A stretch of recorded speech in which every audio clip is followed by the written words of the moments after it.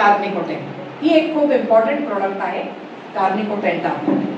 आता जसं मी म्हटलं की ऑर्थोरिच प्लस टॅबलेट मध्ये काही घटक आपल्या शरीरामध्ये उपस्थित असतात, वयोमानाने ते कमी कमी होत जातात.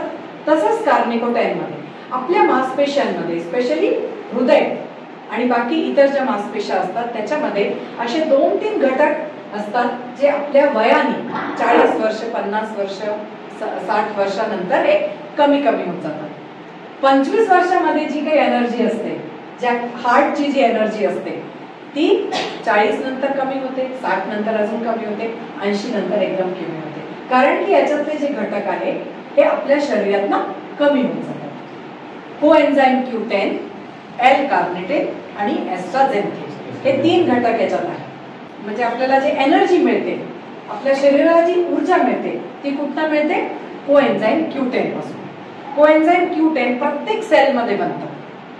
सेल्स कमी होतात, कोशिका कमी होतात, कोएन्झाइम Q10 पण कमी होतं आणि एनर्जी पण हळूहळू कमी होत राहते.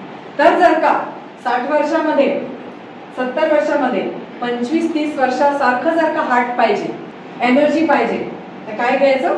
कार्निकोटेन. तर हे पण काय झालंय? सप्लिमेंट झालं. आपल्या आवश्यकतानुसार हे कार्निकोटेन आपण घ्यायला पाहिजे. एस्ट्राझेनथिन आणि L-कार्निटिन हे शुक्राणू जे मोटिलिटी कमी होते किंवा शुक्राणूंची संख्या कमी झालेली असते त्यांना हे सुधारायचं काम करत आहे. तर मेल इन्फर्टिलिटीसाठी पण कार्निकोटेन खूप चांगली टॅबलेट आहे.